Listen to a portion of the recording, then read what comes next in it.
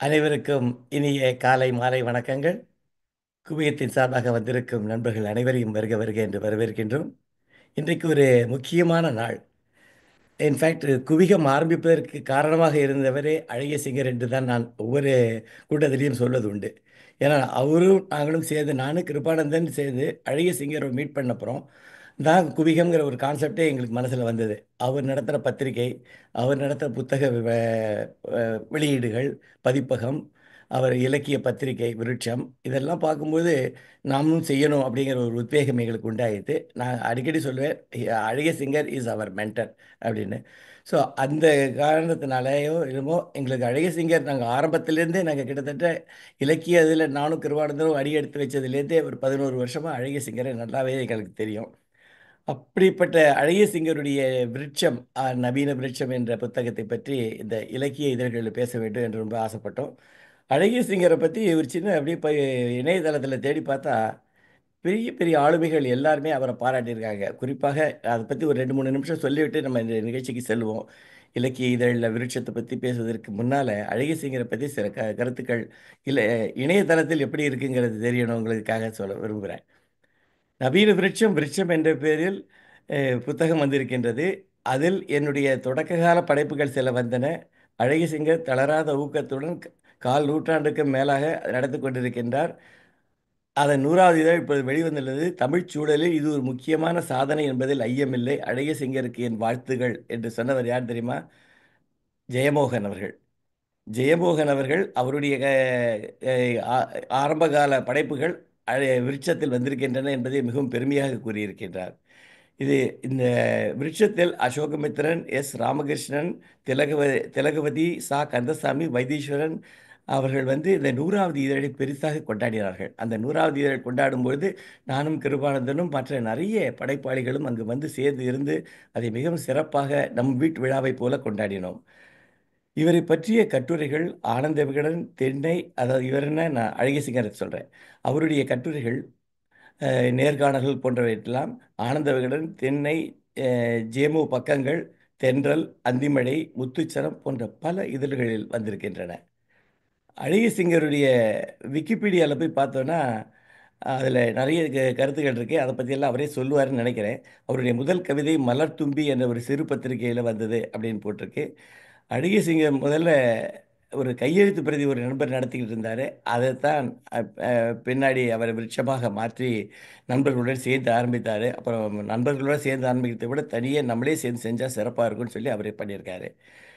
அப்புறம் இன்னொருத்தர் சொல்லியிருக்காரு, 25 ஆண்டுகளுக்கு மேலாக எனக்கு விருட்சம் அழகிய சிங்கரை தெரியும். இலக்கியத்திற்காக மிகுந்த அர்ப்பணிப்புடன் செயல்பட்டு வரும் அபூர்வமான மனிதர். கவிதைகள், சிறுகதைகள், கட்டுரைகள் எழுதி வருவதுடன் நவீன விருட்சம் என்ற இலக்கிய இதழை பல ஆண்டுகளாக நடத்தி வருகின்றார். 2 ஆண்டுகளுக்கு முன்பாக பழைய விருட்சம் இதழ்களை பைண்டிங் செய்து புத்தக கண்காட்சியில் விற்பனைக்கு வைத்திருந்தார். அவற்றை ஒரு சேர வாங்கி எனது புத்தக சேமிப்பில் வைத்திருக்கிறேன். அபூர்வமான கட்டுரைகளும் கதைகளும் கொண்ட தொகுப்பு. இவரை பொறுத்தவரை இலக்கியத்தை நேசிப்பது என்பது வெறுமனே புத்தகம் வாசிப்பது, விரும்புவதை எழுதுவது மட்டுமல்ல, நல்ல இலக்கியத்தை மக்களிடம் கொண்டு போய் சேர்ப்பது, முக்கிய படைப்பாளர்களுக்காக கூட்டம் நடத்துவது, சிற்றிதழ் வெளியிடுவது, தேடி தேடி இலக்கிய கூடங்களில் கலந்து கொள்வது என இடைவிடாமல் செயல்படுவதாகும். எது அவரை இலக்கியத்திற்காக ஓடி வைக்கிறது என்று யோசிக்கும் பொழுது வியப்பாக இருக்கின்றது. பெயரோ புகழோ பணமோ எதுவும் கிடையாது.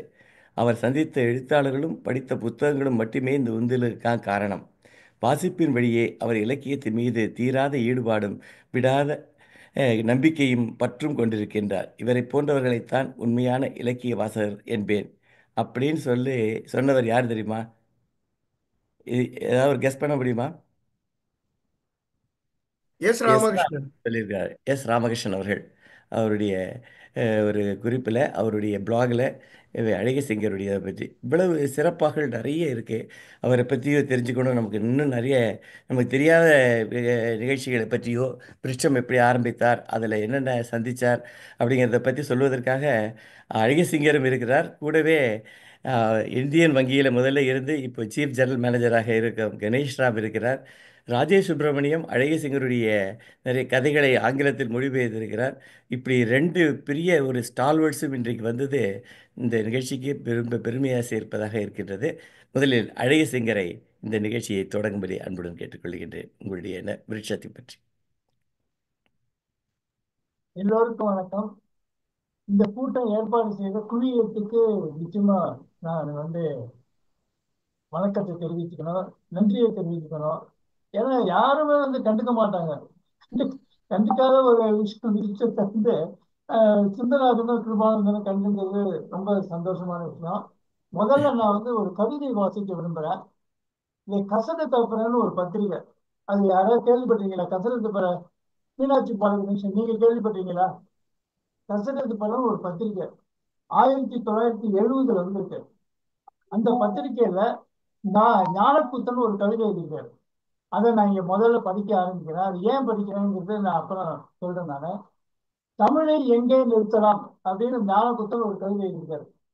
வாசன் மகனுக்கென்றால் மட்டும் அச்சுப்பொறிகள் அடிக்குமோ, முத்துச்சாமி போன்றவர் சொன்னால் மாட்டேன் என்று மறுக்குமோ, காசுகள் 2 கையில் இருந்தால் எதையும் எங்கும் நிறுத்தலாம். காசு படைத்தவன் தமிழை கொண்டு போய் எங்கெல்லாமோ நிறுத்தினான். புலவர் பலரும் தமிழை இறுக்கி முடிக்குள் கொண்டு தள்ளினார். குரலால் சிலம்பால் புறத்தால் அகத்தால் கண்ணை கட்டினர். குடையிலிருந்து தமிழை கண்டு குமுதம் கட்டி கொண்டாலும் சுப்ரதீப கவிஞர்கள் எல்லாம் வச்சனம் எழுதி கழிக்கிறார். தொழில்மயமாக திருமணமாக காளைகள் சுற்றும் நாட்டிலே அவர்களுக்கென்று ஏடு நடத்துவோர் மூட்டை அவிழ்த்து தருகிறார். வேற்று நாட்டு சரக்குகளோடு உள்ளூர் சரக்கை ஒப்பிட்டால் தலையில் அடித்துக் கொண்டால் தேவலாம் போல் இருக்கும். மோசம் இன்னும் போவதற்குள் வித்தைக்காரர் வர வேண்டும். வித்தை தெரிந்த எழுத்து கலைஞர் விலகி நிற்க கூடாது. வித்தை தெரிந்தவருக்கெல்லாம் என்று வேலை இருக்குது பலவாக. நம் கையிலும் 2 காசுகள் உண்டு. இனி தமிழை எங்கே நிறுத்தலாம் இப்படின்னு ஒரு கவிதை. இது சிறுபத்திரிக்கையான அறிமுகம் தான் அந்த கவிதை. திருப்பத்திரிக்கைங்கிறது என்னங்கிறது இதை படிச்சா ஒரு விஷயம் புரியும். அது நான் 1970 இதை தொடங்கி வந்திருக்கு. நிறைய அதுக்கு முன்னாடி எழுத்து காலத்துல வந்திருக்கு, எழுத்து வந்திருக்கு. எழுத்துன்னு ஒரு பத்திரிகை நீங்க யாராவது கேள்விப்பட்டிருக்கீங்களா தெரியாது எனக்கு. அதுக்கப்புறம் 1970 அந்த கசரத் அப்புறம் வந்திருக்கு. அதை தொடர்ந்து 1978 கவிதைக்காக ஒரு பத்திரிகை வந்திருக்கு. அந்த பத்திரிகை பெயர் ரான்னு ஒரு பத்திரிகை. இந்த ரா பத்திரிகை என்ன ஒரு குறிப்பிட்ட காலம் 10 வருஷம் வந்தது. 78 88 வரைக்கும் வந்தது. அந்த 10 வருட காலத்துல அது ஒரு விபத்தை சந்திச்சது. அது முக்கியமான எழுத்தாளர் ஆத்மானால் தற்கொலை செய்து கொண்டு விட்டார். அதுக்கப்புறம் அந்த எழுத்து அந்த பத்திரிகை நின்றுட்டு. ஆனா உண்மையில என்னன்னா அதுக்கப்புறம் தொடர்ந்து அந்த கூட்டான முயற்சி, கூட்டு முயற்சியில தான் நடந்துட்டு இருந்தது அந்த பத்திரிகை. அந்த கூட்டு முயற்சி சிதறி போயிருக்கு. அது கொண்டு வர முடியல. அந்த சமயத்துல நான் உள்ள வந்தேன். அவங்க நண்பர்கள் எல்லாம் பார்த்தேன். அவங்க பண்ற விஷயங்கள்லாம் பார்த்து ஆச்சரியப்பட்டிருக்கேன் நானு. நான் சும்மா ஒரு 16 பக்கம் தான் இருக்கும். 16 பக்கத்துல அவங்க அந்த கவிதையை தேடுறது, அந்த கவிதையை கொண்டு வருது, அதெல்லாம் பார்த்து எனக்கு ஆச்சரியமா இருந்தது. அந்த பத்திரிக்கை முன்னு போன உடனே எனக்கு ஒரு ஆவேசம் வந்தது. இந்த பத்திரிக்கை நம்ம ஒரு பத்திரிகை கொண்டு வரணும்னு சொல்லிட்டு. ஆனா எனக்கு அனுபவம் போடாது. அந்த சமயத்துல எனக்கு இந்த ஞானகுத்தன் மாதிரி ஒருத்தர், ராஜகோபாலன் எல்லாம் ரொம்ப கெட்டிக்காரங்க. ரொம்ப கெட்டிக்காரங்க, எழுதுறதுல பேசுறதுல எல்லாத்தையுமே. அந்த அளவுக்கு அனுபவம் போடாது எனக்கு. அந்த சமயத்துல நான் ஒரு விருட்சங்கிற பத்திரிகை நடத்தினேன். அப்ப கூட்டான சில பேர் சேர்த்துனேன். அந்த கூட்டு சேர்த்துக்க கூடாது. ஆனா அந்த சமயத்துல கூட்டம் சேர்த்துதான் நான் கொண்டு வரணும்னு நினைச்சேன் நானு. அந்த கூட்டுல கோபிகிருஷ்ணன் ஒருத்தர், ஸ்ரீனிவாசன் ஒருத்தர், இளம்பெருகின்னு ஒருத்தர், கண்ணன் எம் ஒருத்தர். இந்த கூட்டுல என்ன பண்ணுவோம், நாங்க எல்லாம் மீட் பண்ணி ஒரு இடத்துல மீட் பண்ணி எந்தெந்த படைப்புகளை விருப்பம் பத்திரிகைகளை கொண்டு வருது அப்படிங்கிறத டிஸ்கஸ் பண்ணுவோம், பேசுவோம் நாங்க. அப்படி பேசும்போது ஒரு தடவை என்ன ஆயிடுது, எங்களுக்குள்ள சண்டை வரும். காரசாரமா விமர்சனம் நடத்துவோம். கோபிகிருஷ்ணன் இணைய ஆசிரியராக நான் வச்சிருந்தேன். கோபிகிருஷ்ணன் ஒரு அற்புதமான ஒரு எழுத்தாளர். அவர் என்ன பண்ணுவார், அவர் அனுப்புற இடத்துக்கு நானும் அனுப்புவேன். 2 பேரும் ஒரே இடத்துக்கு. இப்போ ஒருத்தருக்கு இலவசமா தான் பத்திரிக்கை அனுப்பினோம். அந்த பத்திரிக்கை அனுப்பும்போது ஒரே ஒருத்தர், இப்போ பிரம்மராஜனுக்கு அனுப்புறோம் வச்சுக்கோங்க, நானும் பிரம்மராஜன் அனுப்புவேன், கோபிகிருஷ்ணனும் பிரம்மராஜனுக்கு அனுப்புவாரு. இது மாதிரி ஒரு குழப்பம் இருக்கு முதல்ல. அப்புறம் கோபிகிருஷ்ணனுக்கு என்ன ப்ராப்ளம் ஆயிருக்குன்னு தெரியல. அந்த பத்திரிக்கை ரொம்ப பாலிமிக்ஸா இருக்கு இந்த சிறு பத்திரிகையில எப்போதுமே வந்து சண்டை போட்டுப்பாங்க, எல்லாரும் பாலிடிக்ஸா இருக்கும். அது அந்த காலத்துல இருந்தே நடந்துட்டு இருக்கு. கானாசு சீசுகளை வந்து சண்டை போட்டுப்பாங்க ரெண்டு பேரும். அதாவது ஒருத்தர் ஒருத்தர் கருத்து பரிமாற்றத்துல பயங்கர காலங்கரமா சண்டை நடக்கும். அப்புறம் வெங்கட்சாமினார் பிரமிழ் அவங்க சண்டை பயங்கரமா இருக்கும். இந்த சண்டையில என்ன ஆகுது, நிறைய பத்து சிறு பத்திரிகைகள் தொடர்ந்து நடந்து நடித்து நின்றுடும். ரசகத்த பிறக்கும் அந்த மாதிரி ஒரு பிரச்சனை வந்து நின்றுடுது. பிரஜை ஒரு பத்திரிகை அது மாதிரி வந்து நின்றுடுது. அதெல்லாம் ஆனா 3 வருஷத்துல தீவிரமா நடத்தினாங்க அவங்க. மாசம் மாசம் நடத்துவாங்க. இப்ப இந்த சமயத்துல இந்த இது இப்ப பத்திரிகை வந்து இவருடைய தற்கொலையினால நின்று போயிடுது. அப்ப நான் விருட்சம் பத்திரிகை நடத்தினேன். நான் ஒரு கூட்டு சேர்த்து நடத்துறேன். அந்த கூட்டுனால இந்த பத்திரிகை தொடர்ந்து நடத்த தெரியும் எனக்கு. ரெண்டாவது இஷ்யூலயே கோபிகிருஷ்ணன் வந்து நாங்க நீங்க உங்களுக்கு நண்பரா இருக்கேன் நானு, ஆனா உங்களோட சேர்ந்து நான் பத்திரிகை கொண்டு வரல அப்படின்னு சொல்லி விலகிட்டாரு அவரு. அப்புறம் எல்லாருமே விலகி போயிட்டாங்க. நான் ஒண்டி தனியா இருந்தேன். என்ன பண்றதுன்னு தெரியல. ரெண்டாவது இஷ்யூ கொண்டு வரலாமா, ரெண்டாவது இதழ் கொண்டு வரலாமா வேண்டாமா யோசனை பண்ணேன். அப்புறம் வந்து இன்னும் சில நண்பர்கள் வெளியில இருந்து ஆதரவு கொடுத்த நண்பர்கள் சில பேர், சீனிவாசன், ராஜகோபால் வந்து நீங்க கொண்டு வாங்க பரவாயில்ல அப்படின்னாரு. அப்புறம் வந்து நான் ஒரு அச்சாபீஸ்ல போய் ட்ரெடில்ல தான் அச்சடிப்போம், அது கொண்டு வந்தேன் நான் ரெண்டாவது இஷ்யூ. இப்ப இது என்ன சொல்ல வரேனாக்க, இந்த தனிப்பட்ட முறையில ஒருத்தர் ஒண்டி நடத்தினாக்க இது சாத்தியம். இந்த பத்திரிகை தொடர்ந்து நடந்து வர்றது சாத்தியம். இப்ப நான் 35 வருஷம் நடந்து 36வது வருஷம் அது. 36 வருஷத்துல எனக்கு வந்து அலுப்பே இல்லை இந்த பத்திரிகை கொண்டு வருதுல. ஆனா இதுல வந்து நான் எனக்கு நண்பர்களா கிடைத்தவர்கள் இப்ப இல்லை யாருமே. உதாரணமா ஞானப்புத்தன் ஒருத்தர் இருக்கார். அவருடைய கவிதைகளை நான் ரொம்ப ரசிப்பேன் நான். அவரை நான் வந்து முக்கியமான கவிஞரை நினைப்பேன் நான். ஏன்னா ஞானப்புத்தன் வந்து பாரதிக்கு பிறகு சொல்லக்கூடிய ஒரு கவிஞர் என்றால் ஞானப்புத்தனை தான் நான் சொல்லுவேன் நான். இது வந்து எல்லாரும் சில பேருக்கு பிடிக்காது நான் சொல்றது. ஆனா உண்மை அதுதான். இந்த ஞானக்கூத்தனுடைய கவிதைக்காக நான் மேற்கு மாநிலத்திலிருந்து திருவல்லிக்கேணி வந்து அவர்கிட்ட ஒரு கவிதை வாங்குவேன். கவிதை வாங்கினோட விருட்சம் வந்து ஆரம்பிச்சுட்டேன்னு நினைச்சு பண்ணாங்க. விருட்சம் ஆரம்பிக்கிறதுக்கு ஞானக்கூத்தன் ஒரு கவிதை தரணும், அது மாதிரி ஒரு கவிதையை எழுதி கொடுப்பாரு அவரு. அதுக்கு ஒவ்வொரு கவிதையும் ஒவ்வொரு இதழிலும் ஒரு கவிதை நான் கேட்டா உடனே போய் எழுதி வச்சிருப்பார், எடுத்து கொடுப்பார். நான் அதை பிரிண்ட் பண்ணிட்டு இருந்தேன். இப்ப இது மூணு என்னன்னா, விருட்சம்னா அழகி சிங்கர், அழகி சிங்கர்னா விருட்சம். எப்படி சொல்றேன்னா, இது மூலம் நான் வளர்ந்து என்னுடைய படைப்புகள், நான் வந்து 40 படைப்புகள், 40 புத்தகங்கள் போட்டிருக்கேன். 2 நாவல்கள் எழுதியிருக்கேன், 100 சிறுகதை எழுதியிருக்கேன், 600 கவிதைகள் எழுதியிருக்கேன், பல கட்டுரைகள் எழுதியிருக்கேன், புத்தகங்களை பத்தி எல்லாம் எழுதியிருக்கேன். அப்புறம் இந்த முயற்சி வந்து எனக்கு வந்து வளர்க்கறதுக்கும் ஒரு முக்கியமான முயற்சியா இருக்கு. மற்றவங்களுக்கும் இது உதவி செய்யற முயற்சியாவும் இருக்கு. மற்றவங்க படைப்பினும் இப்ப வந்து ஞானக்கூத்தன் இதெல்லாம் யார் வந்து கேட்டு வாங்கி போடுவாங்க. ஞானக்கூத்தன் நல்ல பிரமாதமான கவிஞர். ஆனா யாரும் கவிதை கேட்டு வாங்க மாட்டாங்க. பிரமிழ் ரொம்ப பிரமாதமான கவிஞர். அவர் கவிதைகளை யாரும் கேட்டு வாங்க மாட்டாங்க. அப்புறம் அசோமித்திரனே அந்த சமயத்துல நான் சொல்றது 88ல வந்து அசோமித்திரங்க யாராவது படைப்புகளை கேட்டு வாங்கி போடுவாங்க. ஞானக்கூத்தன் புத்தகம் கொண்டு வரதுக்கு பெரிய முயற்சியை செய்ய முடியாது யாருமே. அப்படி ஒரு மோசமான சூழல் அது. அந்த சமயத்துல இந்த பத்திரிகையை நான் வந்து நடத்தினது. அப்போ வந்து ஒரு ஒரு கட்டத்துல ஞானபுத்தன் சொல்றாரு, ஒரு பீச்சில் உட்காந்துருக்கும் போது, உங்க கைகளுக்கு தங்க காப்பு போடணும் அப்படிங்கிறாரு. என்னடா இப்படிலாம் பேசுறாரு அப்படின்னு தோணிச்சு எனக்கு. உண்மைதான் அது. ஏன்னா அந்த காலகட்டத்துல இந்த பத்திரிகைகள் கொண்டு வர முடியாது. இப்போ வந்து இது வேற மாதிரி ஆயிடுச்சு. இப்போ வந்து பத்திரிகைங்கிறது வேற மாதிரி ஆயிடுச்சு. மிடில் பத்திரிகை எல்லாம் வந்துருக்கு. இப்ப காலைச்சூடு 300 இதழ்கள் கொண்டு வந்திருக்காங்க. அவர் பெரிய சாதனை பண்ணியிருக்காங்க. ஆனா இப்ப இருக்கிற பத்திரிகைகளுக்கு, இப்ப கொண்டு வர பத்திரிகைகளுக்கு வந்து இதுக்கு இப்ப வருமானு தெரியாது எனக்கு. அந்த இது வந்து தளர்ச்சி இருக்கு. இந்த சிறு பத்திரிகையில ஒரு தளர்ச்சி இருக்கதான் தெரியுது. ஆனா எழுதுறவங்க இப்ப வந்து இதை ஒண்டி நம்பல. முகநூல்ல எழுதிடுவாங்க. இப்ப இருக்கிற முகநூல்ல எழுதிடுவாங்க. அந்த காலத்துல வந்து பத்திரிகைகளை தான் நம்பி இருந்தாங்க. அப்ப வந்து பெரிய பத்திரிகைகள் வந்து சிறு பத்திரிகைகள் எழுதுறவங்கள சப்போர்ட்டே பண்ண மாட்டாங்க. அந்த காணாசு இந்த 3வது இதழ் வரும்போது காணாசு கிட்ட வந்து ஒரு கட்டுரை கேட்டார். டக்குன்னு எடுத்து கொடுக்குறாரு. அவர் ரெடியா வச்சிருக்காரு. கட்டுரை எழுதி எழுதி வச்சிருக்காரு. யாரும் அதை பத்தி பிரசுரம் பண்றதுக்கு யாரும் இல்லை, ஒண்ணும் பண்றது இல்லை. சார் ஒரு கட்டுரை கொடுங்க சார் விழுச்சத்துக்கு அப்படின்னு கேட்டாக்க டக்குன்னு ஒரு கட்டுரை எழுதி கொடுத்தாரு. 3வது இதழ் வரும்போது அவர் இறந்துட்டாரு. அப்புறம் இந்த குரூப், நான் இந்த குரூப்ல இருக்கும்போது அந்த குரூப்ல இருக்கிறவங்க எல்லாம் டிஸ்கஸ் பண்ணி காணாசு கட்டுரையை போடக்கூடாது அப்படின்னு நினைச்சோம். அப்படின்னு நினைச்சாங்க அவங்க. மற்றவங்க தான் சொல்றாங்க எனக்கு. நான் வந்து தீர்மானமா எதுவும் நினைக்க மாட்டேன் நான். அப்படின்னு சொல்லிட்டு அவங்க வந்து இது பண்ணாங்க. அந்த நல்ல காலமா அந்த சமயத்துல அவங்க குரூப் பிரிஞ்சு போயிட்டு ஒவ்வொருத்தரா பிரிஞ்சு போயிட்டாங்க. ஒவ்வொருத்தரும் ஒவ்வொரு மாதிரி அகராதி பிடிச்சவங்களா இருப்பாங்க. அதாவது அது எழுதுறவங்க வந்து திமிர் பிடிச்சவங்களா இருப்பாங்க. அது வந்து இப்படி சொல்றதுக்கு நான் வருத்தப்படுறேன் நானு. அது இல்ல, ஒரு ஒரு பணிவான இது இருக்காது அவங்களுக்கு.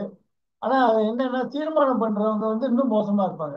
எல்லா பத்திரிகையும் இது மாதிரி தீர்மானம் பண்றவங்க தான் மோசமா இருப்பாங்க. அது மாதிரி ஒரு நிகழ்ச்சி. நான் வந்து என்னன்னா எல்லாத்தையும் வந்து பிரசுரம் செய்து கொண்டே இருப்பேன். ஒரு கட்டத்துல வந்து ஜெயமோகனுடைய ஒரு கவிதை வந்து நாங்க பப்ளிஷ் பண்ணோம். ஜெயமோகனுடைய கவிதை வந்து மற்ற இந்த குரூப்ல இருக்கிறவங்க என்ன சொல்றாங்க, அது போடக்கூடாதுன்றாங்க. நான் வந்து அது போடணும்னு நினைக்கிறேன். அப்ப நான் வந்து எடிட்டர், நான் தான் தீர்மானம் பண்றது. அந்த குரூப்ல இருக்கிறாங்களே சொல்றாங்களேன்னு நினைச்சு நான் இந்த மாதிரி தீர்மானம் பண்ணேன். அந்த குரூப் போயிடுச்சு. இந்த குரூப் போன பிறகு 4வது இஷ்யூல ஜெயமோகன் கவிதையை நான் பப்ளிஷ் பண்றேன். அது ரொம்ப அற்புதமான கவிதை ஜெயமோகன். அதை நான் படிக்க விரும்புறேன். பன்றிகளை பற்றி என்ன தெரியும் உங்களுக்கு? ஜெயமோகன் எழுதிய கவிதை இது. இது 4வது இஷ்யூ விருத்தத்தில் வந்திருக்கு. மேலும் சில விவரங்கள் இதோ. இது ஒரே ஒரு கவிதை தான் எழுதியிருக்கிறது விருட்சத்துக்கு ஜெயமோகன். மேலும் சில விவரங்கள் இதோ. ஒன்று, பன்றிகள் சேற்றில் திளைக்கவில்லை, ஏனெனில் சேர் என்று அதற்கு தெரியாது, அவற்றுக்கு தெரியாது. 2, பன்றிகள் அழகானவை, ஏனெனில் அவை ஒப்பனை செய்து கொள்வதில்லை. 3, பன்றிகள் ஈன மிருகங்கள் அல்ல, ஏனெனில் அவை நம்மை விட தாழ்ந்ததாய் எதை பற்றியும் கருதுவதில்லை.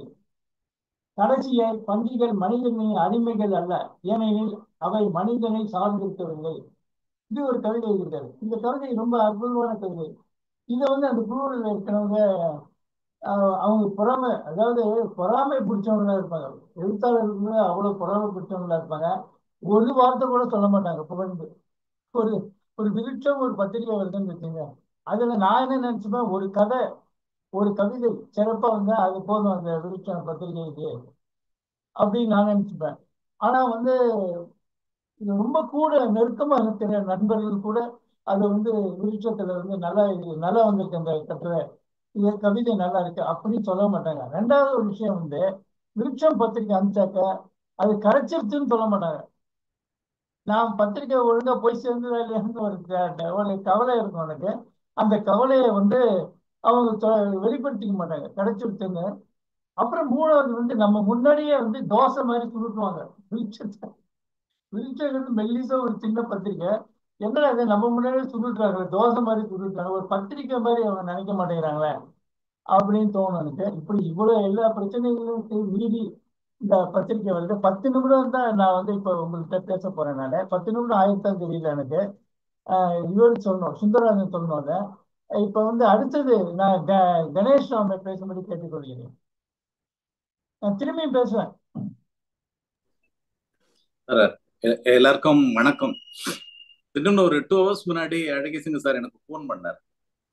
ஃபோன் பண்ணி இன்னைக்கு வந்து ஒரு இது இருக்கு, மீட்டிங் இருக்கு, உங்களால பேச முடியுமா அப்படின்னு கேட்டார். எனக்கு என்ன சொல்றது அப்படின்னு தெரியல. சரி, நம்ம அழகி சிங்கர் அவரை பத்தி சொல்றாரு, அதனால நம்மளால முடிஞ்சதை சொல்லி பார்க்கலாம் அப்படின்னு நினைச்சேன். இது ஒரு வண்ணதாசன் பத்தின ஒரு ப்ரோக்ராமா இருக்கும்போது நிறைய ரிசர்ச் மாதிரி பண்ணி நிறைய படிச்சு நிறைய நோட்ஸ் எடுத்து எல்லாம் பண்ணேன். இந்த ஒரு நோட்ஸ் கூட எடுத்துக்கல எதுவும். அவர் என்ன பண்ணார், உடனே ஒரு அந்த ஒரு இந்த ஒரு லிங்க் ஒன்று அனுப்பிச்சு, இதை வந்து லேட்டஸ்ட் விருட்சம் இதழ் இருக்கு, இதை முடிஞ்சா இதை ஃபுல்லா படிச்சுருவாங்க. என்னோட பழைய அந்த விருட்சம் வேற 2 நாள் முன்னாடி ஒய்ஃபோட பிரான்ச் விசிட் பண்ண போது கொடுத்துட்டு போனார். அதெல்லாம் கொஞ்சம் படிச்சுன்னு வந்தா யூஸ்ஃபுல்லா இருக்கும் அப்படின்னாரு. இந்த ஒரு 2 ஹவர்ஸ்க்குள்ள 2-3 புக்கு படிக்கணும் அப்படிங்கிற போது நான் படிச்சு ட்ரை பண்ணி பார்த்தேன். இந்த இந்த கிடைச்ச குறுகிய கால அவகாசத்திற்குள்ளாக இதெல்லாம் படிக்கிற நிலைமையில இருந்திருந்தா நான் டாக்டர் பாஸ்கரன் மாதிரி டாக்டரா இருந்திருப்பேன். ஏன் பேங்க்குக்கு வந்திருக்கேன். அப்பதான் நினைச்சேன், நம்மளால முடிஞ்சது ஒரு 4-5 பக்கம் படிச்சுன்னு போலாம் அப்படின்னு நினைச்சு படிச்சு பார்த்தேன். ரொம்ப இன்ட்ரெஸ்டிங்கா இருந்தது. ரொம்ப நாளைக்கு அப்புறம் வந்து விருட்சம் மாதிரியான பத்திரிகைகளை படிக்க முடியறது அப்படிங்கிறதே இந்த மாதிரியான சில சந்தர்ப்பங்கள்னாலதான் வாய்க்கிறது அப்படிங்கிறது உண்மையிலே ஒத்துக்கொள்ளக்கூடிய ஒரு விஷயம்தான். ஒரு ஒரு ஃபேமஸ் ஒரு அட்வர்டைஸ்மெண்ட் உண்டு, நம்ம டிவியில பார்த்துட்டு இருக்கும்போது வரும். ஒரு டெட்டால் அட்வர்டைஸ்மெண்ட். ஒரு குழந்தை வந்து கேட்கும், அம்மா வந்து தரையை தொடச்சுட்டு கேட்கும், அந்த குழந்தை அந்த அம்மாட்ட கேட்கும், இதனால என்ன ஆகும் அப்படின்னு கேட்கும். அது மாதிரி திருப்பி திருப்பி கேட்கும், ஒன்னும் ஆகாது அப்படின்னு. இதனால என்ன ஆகும்? ஒன்னும் ஆகாது. நான் இந்த கேள்வியை ரொம்ப வருஷமா நான் கேட்டுருக்கேன். எனக்கு அழகிய சிங்கரை 1993 இருந்து தெரியும். 1993 அரௌண்ட் நவம்பர்ல எனக்கு தெரியும். அவர் எங்க 2 பேருக்கும் ஒரு காமன் ஃப்ரெண்டு இருந்தார். அவர் அழகிய சிங்கர் அப்போ எங்க அதாவது கிறிஸ் பில்டிங்னு பேரு, இந்தியன் பேங்கோட ஹெட் ஆஃபீஸ்ல அது ஒரு அனெக்ஷர். அதுல அவர் அழகிய சிங்கர் ஃபர்ஸ்ட் ஃப்ளோர்ல இருந்தார், நான் செகண்ட் ஃப்ளோர்ல இருந்தேன். பட் எங்க 2 பேருக்கும் ஒருத்தர் தெரியாது. அவர் எங்க டிபார்ட்மெண்ட்ல இருந்த ஒருத்தர் அவர் அழைச்சுன்னு வந்தார். சார், இவரு ரொம்ப நாளா ஒரு பத்திரிகை நடத்திட்டு இருக்காரு, உங்களை மாதிரி கண்ணா பின்னான்னு கவிதை எல்லாம் எழுதிட்டு இருக்காரு அப்படிங்கிற மாதிரி சொல்லி கூட்டின்னு வந்தார் அவர். அப்ப அவர் என்ன கேட்டாரு, உங்களுக்கு என்ன கேள்விப்பட்டிருக்கீங்களா அப்படின்னா. ஏன் உங்க நேம் என்ன சார் அப்படின்னு கேட்டாங்க. அவர் நான் அழகிய சிங்கர் அப்படின்னு சொன்னார். நான் கேள்விப்பட்டிருக்கேனே அப்படின்னு. எங்க படிச்சிருக்கீங்க அப்படின்னா. நான் உடனே சொன்னேன், டேல படிச்சிருக்கேன் சார் அப்படின்னு. அவருக்கே அது ஒரு பெரிய ஷாக்கு. அவர் டேல எழுதியிருக்காராங்கிறதே அவருக்கு முதல்ல கொஞ்ச நேரம் ரெக்கலெக்ட் பண்ணிக்க வேண்டி இருந்தது. அதை தவிர டேவெல்லாம் தெரிஞ்ச ஒரு ஆள் இந்தியன் பேங்க்ல அடுத்த ஃப்ளோர்ல இருப்பார் அப்படிங்கிறதே அவருக்கு ஒரு பெரிய ஒரு ஆச்சரியமான ஒரு விஷயமா இருந்தது. பெரிய சர்ப்ரைஸா இருந்திருக்கும் நம்ம ஊருக்கு. அன்னிலேருந்து நாங்க 2 பேரும் மிகவும் நெருங்கிய நண்பர்களாகி விட்டோம். அப்ப அவருக்கு விருட்சம் இதழ் நடத்திட்டு இருந்தார். 1988 இருந்து அவர் அப்ப நடத்திட்டு இருந்தார். அதாவது விருட்சம் நடத்த ஆரம்பிச்சு 5 வருஷத்துக்கு அப்புறம் எனக்கு அவருடைய அறிமுகம் கிடைச்சது. அந்த ஒரு பீரியட் ரொம்ப அற்புதமான பீரியட் எனக்கு இலக்கியத்தை பொறுத்த வரையில். ஏன்னா அழகிய சிங்கரோட அனுபவம் கிடைச்ச மாதிரியே வண்ணதாசனோட அறிமுகமும் அந்த 93ல தான் எனக்கு கிடைச்சது. கிட்டத்தட்ட அடுத்த 7-8 வருடங்கள் எனக்கு வண்ணதாசன் அண்ட் அழகிய சிங்கரோட நெருங்கிய ஒரு பயணத்தில் ஈடுபடுவது அப்படிங்கிற மாதிரி இருந்தது. அழகிய சிங்கரோட இன்னும் அத்தியந்தமாவே நான் இருக்க முடிஞ்சது. ஏன்னா அன்னி தேதிக்கு இந்த விருட்சமோட இது ஒரு தயாரிப்பு எல்லாமே அவருடைய அணுக்க தொண்டர் ரா ஸ்ரீனிவாசன் பண்ணிட்டு இருந்தார். அவர் ரா ஸ்ரீனிவாசன் மட்டும் போதாமல் என்ன மாதிரியான ஒரு அல்லக்கையும் அவர் வச்சுட்டு இருந்தாருன்னு வச்சுக்கோம். மேபி அந்த ஒரு நன்றி உணர்ச்சிக்காக என்னுடைய சில கவிதைகளையும் அவர் விருட்சத்துல போட்டிருந்தார். அதனால விருட்சத்துல வர கவிதைகள்லாம் மோசமான கவிதைகள் நான் சொல்ல வரல. என்னோட கவிதை அப்படிப்பட்ட ஒரு கவிதையை படிச்சுட்டு எங்க டிபார்ட்மெண்ட்ல இருந்த சுஷிலான்னு ஒரு மேடம் எங்க மாமியார் முருங்கைக்காய் சாம்பார் பண்ற மாதிரியே இருக்கும் உங்க கவிதை அப்படின்னு நான் வருவேன். அதுக்கு என்ன அர்த்தம் அப்படின்னு எனக்கு தெரியல. ஆனா இன்னைக்கும் அப்படிதான் இருக்கு. இன்னைக்கும் எனக்கு அர்த்தம் புரியல. ஆனா ஒண்ணு மட்டும் புரிஞ்சது, கவிதை ரொம்ப கேவலமா இருந்தது அப்படிங்கிற மாதிரி. நான் என்னுடைய கவிதைகள்லாம் அழகிய சிங்கர்கிட்ட கொண்டு போய் கொடுத்தேன் ஒரு தடவை. அவர் நான் கூட எழுதியிருந்தேன் அதை பத்தி. அது பெரிய கான்ட்ரவர்சியா கூட ஆச்சு. அப்புறமா அவர் ஒரு அந்த தச்சர்கள் செதுக்கி இருக்கிற மாதிரி ஒரு பென்சில செதுக்கி வேற இடத்துல வச்சுட்டு சர்ரு சர்ரு சர்ரு சர்ன்னு எல்லாத்தையும் அடிச்சுட்டு கடைசியில பார்த்தா ஒரு 40 பக்க நோட்டை 4 லைன்ல சுருக்கிட்டாரு. எல்லாத்தையும் சுருக்கி, இதுதான் கவிதை, நீ கவிதை பத்தி நிறைய தெரிஞ்சுக்க வேண்டியிருக்கு அப்படின்னு சொன்னார். இப்ப நம்ம அழகிய சிங்கரை பத்தி பேச போறோமா இல்ல விருட்சம் பத்தி பேச போறோமா அப்படிங்கிறது ஒரு பெரிய விஷயம். விருட்சம்னு சொல்லக்கூடாது, நவீன விருட்சம். ஆதி காலத்துல இருந்தே அதை ஒரு நவீனமா தான் நடத்தின்னு வராது.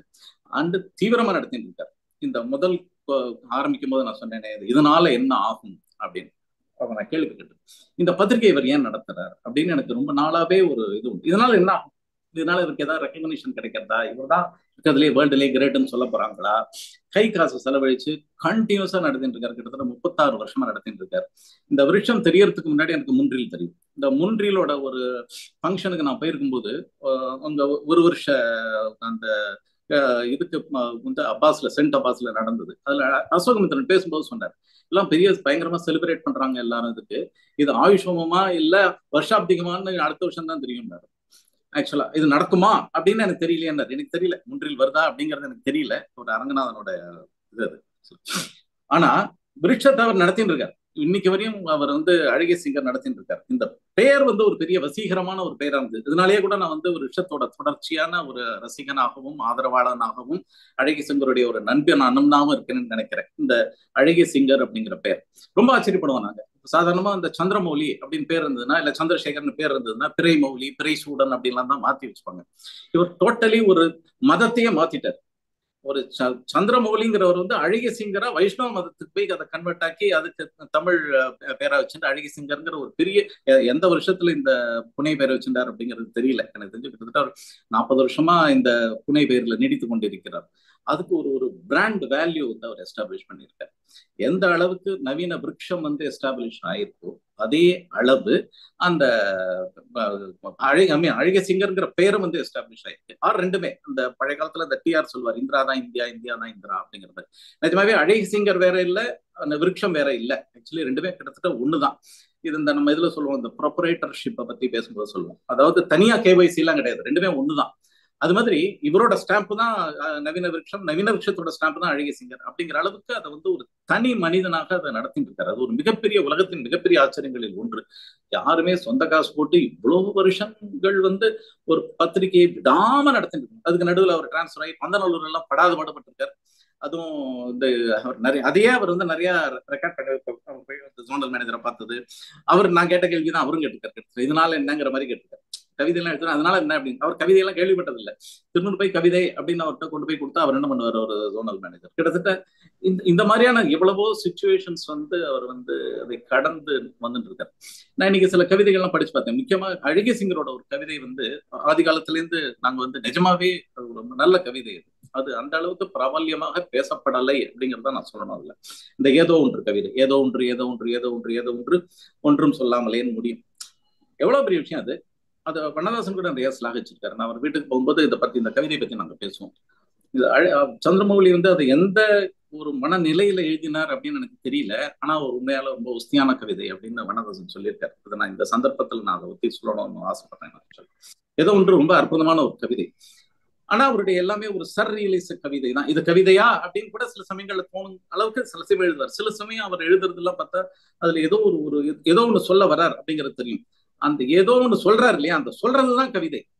ஆக்சுவல் அது அவருக்கு மேல இருக்கிற ஐசிங் மாதிரி தான்.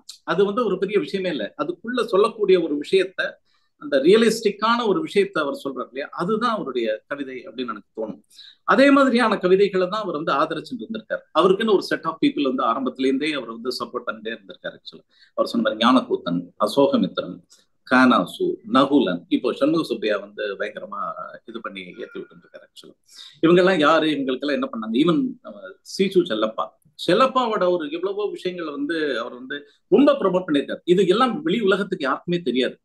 ஏதோ ஒரு விதத்துல அவங்களுக்கு வந்து ஹெல்ப் பண்ணுவார். வள்ளிக்கண்ணன், இவங்க இந்த இந்த இந்த பெயர்கள் எல்லாமே எனக்கு இவர் வழியா தான் எனக்கு கூட தெரியுமோ அப்படின்னு எனக்கு ஆச்சரியமா இருந்தது. அப்கோர்ஸ் நமக்கு வந்து ஒரு கணையாழி வந்து ஒரு பிராண்ட் வேல்யூ கிரியேட் பண்ணிருந்தது. ஆக்சுவலா அதே மாதிரி அடுத்தது ஒரு பெரிய பிராண்ட் வேல்யூ இருந்தது. அதுக்கு முன்னாடி கசடத்தப்பட ஒரு பெரிய பிராண்ட் வேல்யூ இருந்தது. ஈவன் மாலன் வந்து திசைகள்னு சொல்லிட்டு ஒரு பத்திரிகை ஆரம்பிச்சு ரொம்ப குறுகிய காலம் தான் வந்தது. 81லயும் 82லயும் அந்த ரேஞ்சில் மட்டும்தான் அது வந்து நின்று போச்சு. ஆனா இந்த விருட்சம் வந்து மொரார்லஸ் அந்த மாதிரியான மக்களை எல்லாரையும் அரவணைத்து எடுத்துக்கொண்டு வந்து தொடர்ச்சியா எழுதிட்டே இருந்தாங்க. அசோகமித்திரன் இல்லாத ஒரு இஷ்யூ வந்ததே கிடையாது எனக்கு தெரிஞ்சு.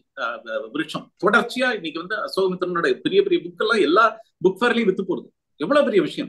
அசோகமித்திரன் அந்த அளவுக்கு தெரியவே எனக்கு திரும்ப ரொம்ப ஆச்சரியமா இருக்கு. அந்த அளவுக்கு அசோகமித்திரன் வந்து பிராபல்யமானது வந்து எனக்கு தெரிஞ்சு விருட்சம் அண்ட் அழகிய சிங்கரால தான் அப்படின்னு நான் நினைக்கிறேன். அந்த அளவுக்கு ஒரு பிராபல்யப்படுத்தினார். ஞானக்கூத்தனுக்கு ஒரு மேடை கொடுத்தார். இப்போ ஒரு முக்கியமான சந்தர்ப்பம், என்ன டைம் ஆயிட்டான்னு தெரியல, முக்கியமான ஒரு விஷயம் சொல்லணும்னு இவருடைய இந்த இதை படிக்கும்போது அவர் மதிப்பிற்குரிய ராய் செல்லப்பா அவர்களுடைய அந்த சிறுகதை போட்டியில வந்து ஒரு ஆறுதல் பரிசு வந்து அவருடைய ஒரு புக்கு கிடைச்சது.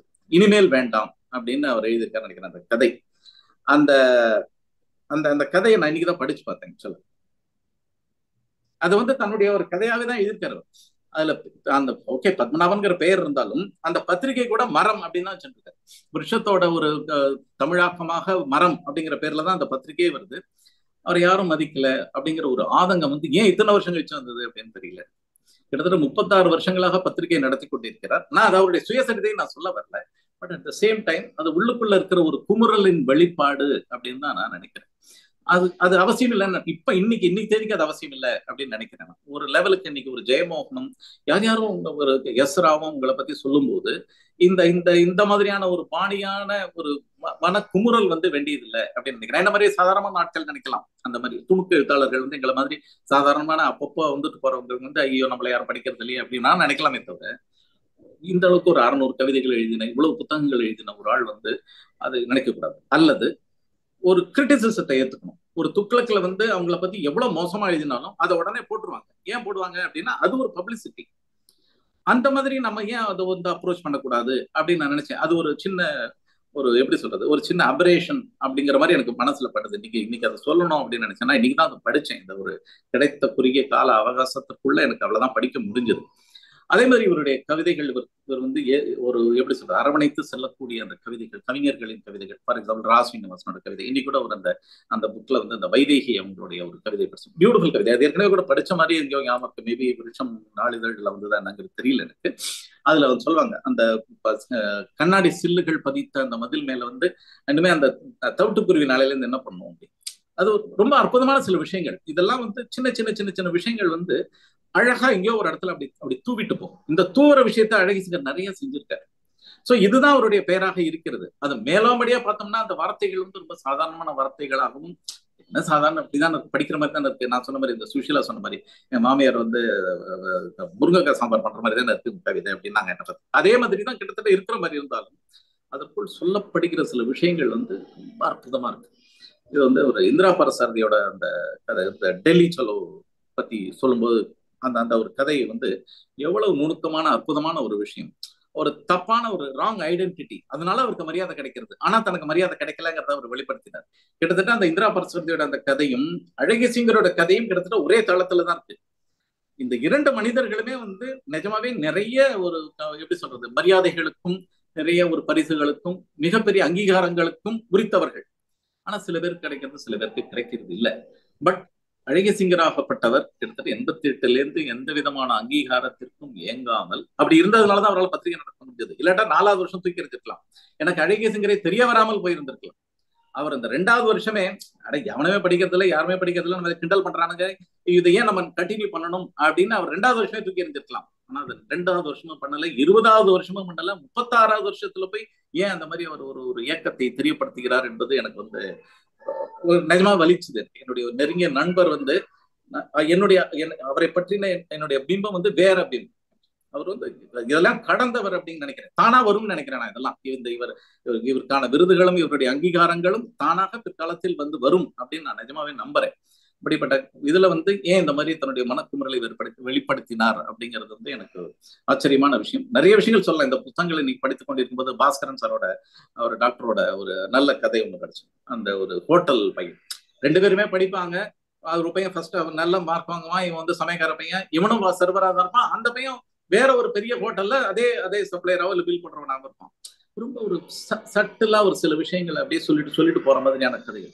இந்த மாதிரியான கதைகள் வந்து இன்னைக்கு பப்ளிஷ் பண்றதுக்கு மீடியம் இல்லை. மேபி இன்னைக்கு எல்லாமே இந்த ஆன்லைன் போறதுனால எல்லாத்தையும் வந்து இந்த மாதிரி இதுல போடுறதுக்கான ஒரு சாத்தியக்கூறுகள் வந்தாலும் தேடி தேடி படிக்கிறதுக்கான வாய்ப்புகள் கம்மி. ஆனா இதெல்லாம் வந்து படிப்பதற்கான அந்த பிளாட்ஃபார்ம் வந்து இன்னைக்கும் விருட்சம் கொடுத்து கொண்டிருக்கிறது. எனக்கு ரொம்ப ஆச்சரியமான விஷயம் என்னன்னா, பெரிய பெரிய ஆட்களை இவர் வந்து அழைச்சுன்னு வந்திருக்காரு. பிரமிழ் வந்து ஜஸ்ட் லைக் தட் வந்து பார்த்துட்டு போவார் அழகிசிங்கரை. ரொம்ப எவ்வளவு பெரிய இலக்கியவாதிகள் வந்து இவரை வந்து வந்துட்டு போயிருக்காங்க. ஏன்னா இவர் கொடுத்த அந்த ஆதரவு தான் அவர்களுக்கு. எனக்கு தெரிஞ்சு இவங்களுக்கு எல்லாம் வேற யாருமே ஆதரவே கொடுத்தது இல்லை. ஒரு இலக்கியத்தை நிஜமாவே வாழ வைத்தவர் அழகிசிங்கர் அப்படிங்கிறதுல எனக்கு எந்த விதமான மாற்று கருத்தும் இல்லை. ஏன்னா இவர் இலக்கியவாதிகளை ஆதரித்தார். மற்றவங்க மாதிரி ஓகே இப்ப பிரமாதமா இருக்கு, நான் ஒரு மீட்டிங்ல பேசுற மாதிரி ஏதோ ஒரு மீட்டிங்ல போய் இவரை பத்தி யாரோ பிரமாதமா பேசலாம், வேற யாரைய பத்தி யாரையா பிரமாதமா பேசலாம். அதனால என்ன ஆகும், உண்மையிலேயே ஒரு பத்திரிகை நடத்தி ஒவ்வொருத்தருடைய மிக நல்ல ஒரு இலக்கிய பங்களிப்பை வந்து அச்சுக்குதிரையில் ஏற்றி அது வந்து வெளி உலகுக்கு ஒரு 1000 பேர் போய் ரீச் ஆகி 10 பேர் படிச்சா கூட 10 பேரை ரீச் ஆகுதுங்கிற ஒரு மன திருப்தியோட அதை பத்தி இன்னும் படிக்கிறாங்களா படிக்கலையா தூக்கிறீங்களா இதை பத்தியும் இல்லாமல் அட்லீஸ்ட் எழுதுறவனுக்கு ஒரு பெரிய அங்கீகாரத்தை ஒரு பப்ளிஷரா இருந்துட்டு இவர் வந்து இவ்வளவு காலம் நடத்தி கொண்டு வருகிறார் அப்படிங்கிறது வந்து ஒரு மிகப்பெரிய விஷயம். கடவுள் வந்து இவருக்கு மேலும் நல்ல ஆரோக்கியத்தையும் ஆயுளையும் கொடுத்து இந்த விருட்சம் பத்திரிகை வந்து மேலும் தொடர்ந்து தன்னுடைய பங்களிப்பை செய்து கொண்டு வர வேண்டும் அப்படின்னு நான் வந்து ஆசைப்படுறேன். வாய்ப்புக்கு நன்றி, வணக்கம். நன்றி நன்றி. நான் சில விஷயம் சொல்றேன் நானு, அது பிறகு சொல்றேன் நானு. அதுக்கப்புறம் நம்ம முக்கியமா ராஜேஷ் சுப்பிரமணியன் வந்து பேசும்படி கேட்டுக்கிறேன். ராஜேஷ். அனைவருக்கும் வணக்கம். எல்லாரும் இன்னைக்கு இந்த நிகழ்வு மூலம் சந்திப்பதில் எனக்கு மிகவும் மகிழ்ச்சி. இலக்கிய ஆளுமைகளை வந்து சிலாகித்து பேசும் கூட்டங்களை நாம் பார்த்திருக்கிறோம். அதே போல் இலக்கிய படைப்புகளை பற்றி மிகவும் பாராட்டி பேசும் கூட்டங்களிலும் நாம் கலந்து கொண்டிருக்கிறோம். ஆனால் ஒரு இலக்கிய இதழுக்காக நடத்தப்படும் குவிகத்தின் இந்த கூட்டத்தில் பங்கேற்பது மிகவும் மகிழ்ச்சி அளிக்கிறது. அதே போல குவிகம் குழுவினருக்கு கிருபானந்தன் சாருக்கும் சுந்தரராஜன் சாருக்கும் என்னுடைய நன்றிகளை தெரிவித்துக் கொள்கிறேன்.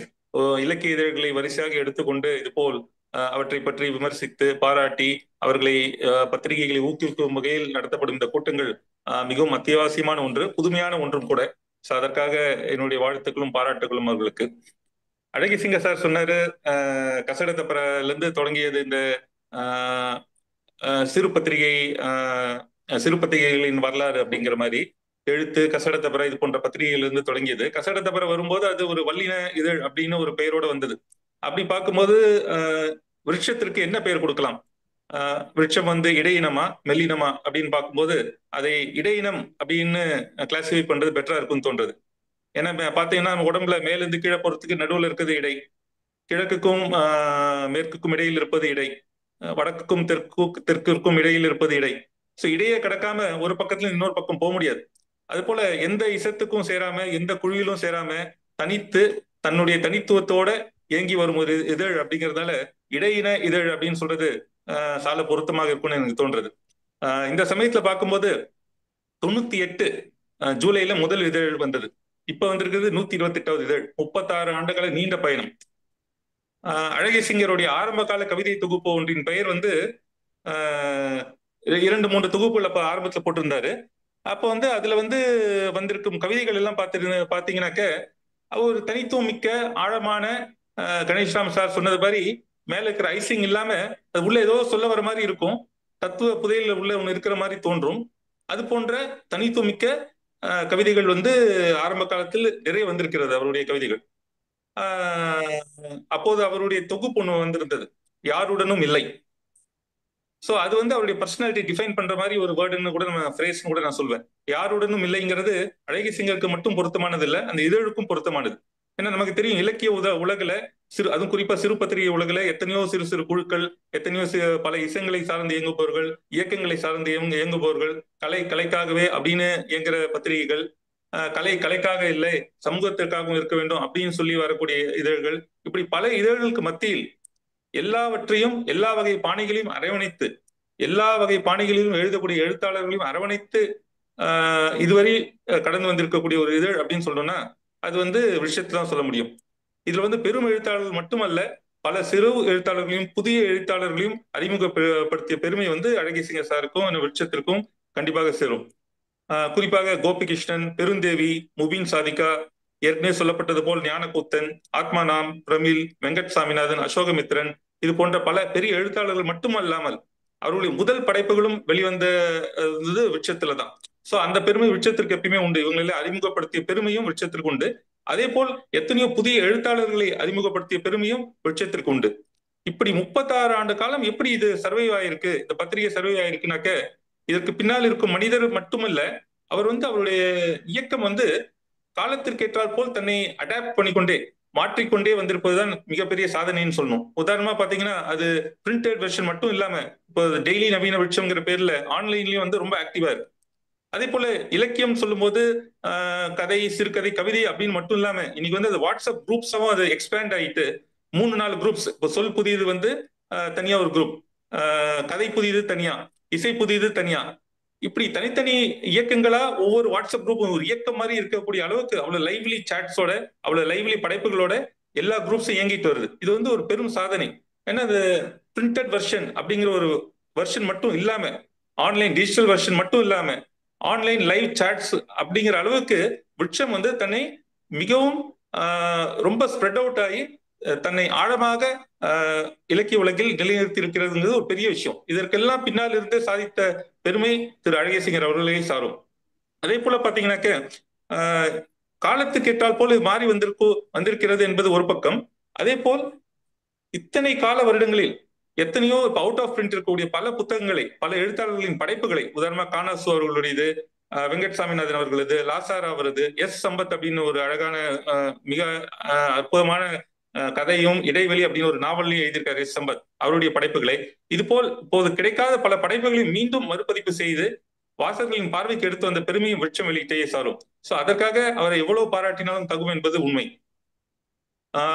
பேருக்கேற்றால் போல், அதாவது பேருக்கேற்றால் போல் வாழும் மனிதர்கள் மிகவும் குறைவு. இப்போ ஒருத்தர் சக்கரவர்த்தின்னு பேர் வச்சிருப்பார், ஆனா ஒரு சக்கரவர்த்தியா இருக்க மாட்டார். வேந்தன் பேர் இருக்கலாம், வேந்தனா இருக்க மாட்டார். ஆனா விருட்சம்ங்கிறது தன்னுடைய பேருக்கு ஏற்றாற் போல் ஒரு ஆலமர விருட்சமாய், ஒரு பெரும் விருட்சமாய், கிளை பல விழுதுகளை தாங்கும் ஒரு விருட்சமாய், பல விழுதுகளை கொண்ட ஒரு விருட்சமாய் விளங்கி அதன் கீழ் எத்தனையோ மனிதர்களுக்கு, எத்தனையோ எழுத்தாளர்களுக்கு புகலிடம் கொடுத்திருக்கிறது, எத்தனையோ எழுத்தாளர்களை அறிமுகப்படுத்தியிருக்கிறது, எத்தனையோ எழுத்தாளர்களை தன்னகத்தை கொண்டிருக்கிறது அப்படிங்கிறது விருட்சத்திற்குரிய ஒரு தனி சிறப்பாகவே சொல்ல வேண்டும். அதே போல் இது பார்க்கும்போது இதன் பின்னால் இருக்கும் மனிதர், அவர் வந்து அவருடைய எளிமை தான் இதனுடைய பெரிய ஒரு பிளஸ் பாயிண்ட்.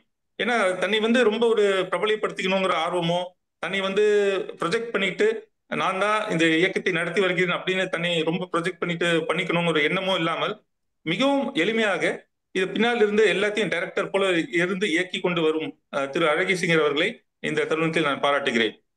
ஸோ இந்த ஒரு சிறப்பான ஒரு தருணத்துல இத்தனை பெரிய எழுத்தாளர்கள் மத்தியில், இலக்கிய ஆளுமைகள் மத்தியில் ஒரு பேசுறதுக்கு ஒரு சான்ஸ் கிடைச்சது. ரொம்ப நன்றி.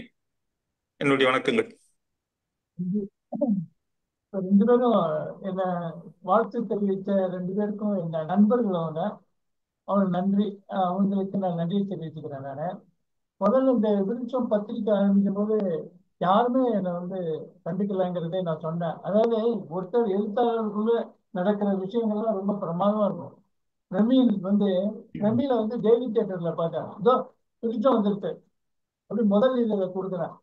பிரமீல் என்ன பண்ண விருட்சம் வந்துருத்தா அப்படின்னு சொல்லிட்டு அதை சுருட்டி சுமார் போட்டார், அடிக்கிறாரு அது கீழே. அவ்வளவு கோபம் அவருக்கு. ஏன்னா அவருடைய கவிதை அவர் ஒரு கவிதையை கொடுங்க சார், உங்க கவிதையை நான் வந்து முதல் இதழில் பிரசுரம் செய்யணும்னு நினைக்கிறேன், கொடுங்க அப்படின்னா.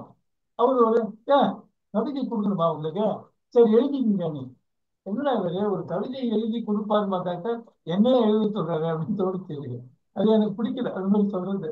என்னடா ஒரு கவிதை எழுதி கொடுத்தாதானே கொடுக்கணும் இல்லையா, சரி நான் சொல்றேன் அப்படின்னு சொல்லி கவிதையை சொல்றாரு அவரு.